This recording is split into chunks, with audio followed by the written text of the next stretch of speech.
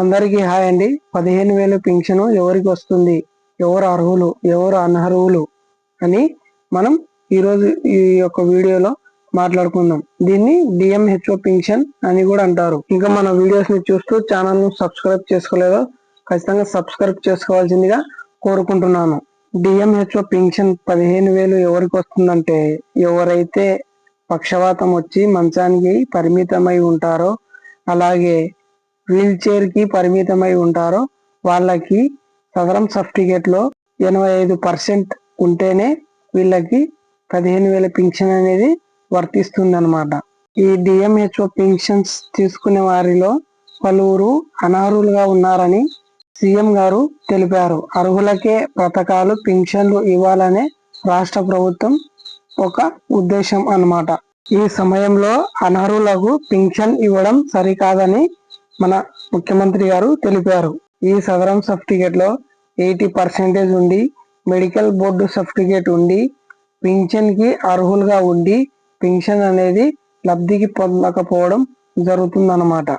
అనర్హులు సదరం సర్టిఫికేట్ లో 80% కంటే తక్కువ ఉండి, మెడికల్ బోర్డు సర్టిఫికేట్ ఫేక్ గా పెట్టి ఈ పింఛన్ అనర్హులుగా ఉండి పింఛన్ ను లబ్ధి పొందడం జరుగుతుందన్నమాట. అర్హులు ఉన్న వాళ్ళకే ఈ 15,000 పింఛన్, అనర్హులకు లభించదు. ఈ 3 నెలలుగా దివ్యాంగుల పింఛన్లపై తనిఖీలు పూర్తి చేయాలని రాష్ట్ర ప్రభుత్వం అయితే కీలక ఆదేశాలు ఇచ్చారన్నమాట. తప్పుడు సర్టిఫికేట్లు ఇచ్చే డాక్టర్లపై, అధికారులపై చర్యలు తప్పవని రాష్ట్ర ప్రభుత్వం తెలిపింది. అలాగే 15,000 పింఛన్ కు మీరు అర్హులుగా అని భావిస్తే అర్హులైన ప్రజలకు ఆందోళన చెందొద్దని రాష్ట్ర ప్రభుత్వం అయితే నిర్ణయించింది. అనర్హులుగా ఉండి వాళ్ళ పింఛన్ను తీసుకోవడం జరుగుతుందన్నమాట.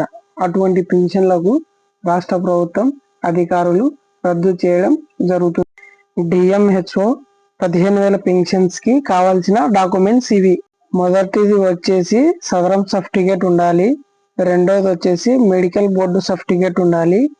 మూడోది వచ్చేసి ఆ సదరం సర్టిఫికేట్ లో 80 లేదా 85% అంటే 80 లేదా 85% ఉండాలి. నాలుగోది వచ్చేసి ఆ యొక్క సదరం సర్టిఫికేట్ లో లోకోమోటర్ డిసీజ్ అని ఉండాలి. ఇది మెయిన్. ఆ సదరం సర్టిఫికేట్ లో లోకోమోటర్ డిసీజ్ అని ఉండాలి. ఐదోది వచ్చేసి నాట్ రికమెండెడ్ రీఅసెస్ అని ఉండాలి. నేను చెప్పిన ఈ 5 పాయింట్లు మీ యొక్క సదరం సర్టిఫికేట్ లో ఇవన్నీ తప్పనిసరిగా ఖచ్చితంగా ఉండాలి. ఈ విధంగా మీ యొక్క సదరం సర్టిఫికేట్ లో కరెక్ట్ గా ఉంటే మీరు డిఎంహెచ్ఓ 15,000 పింఛన్ కి ఎలిజిబుల్ అవుతారు. డిఎంహెచ్ఓ 15,000 పింఛన్ కి ఇవి తప్పనిసరి డాక్యుమెంట్స్ అన్నమాట.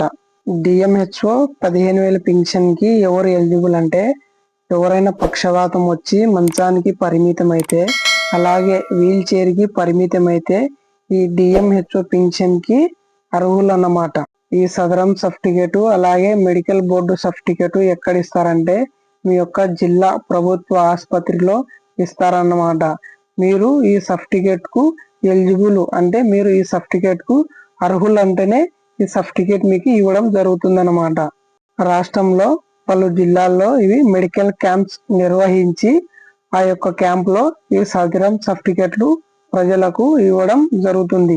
ఇక్కడ మీకు క్లారిటీ వచ్చింది. ఈ వీడియో మీకు నచ్చినట్లయితే లైక్ చేయండి, షేర్ చేయండి. అలాగే మన మోర్ అప్డేట్ ఇన్ఫర్మేషన్ కోసం మన ఛానల్ ను సబ్స్క్రైబ్ చేసుకోండి. ఈ వీడియో ఎవరికైతే అవసరం ఉంటుందో వాళ్ళకి షేర్ చేయండి. వాళ్ళకన్నా యూజ్ అవుతుంది. మీకు ఎటువంటి డౌట్ ఉన్నా కామెంట్ సెక్షన్ లో నాకు తెలియజేయండి.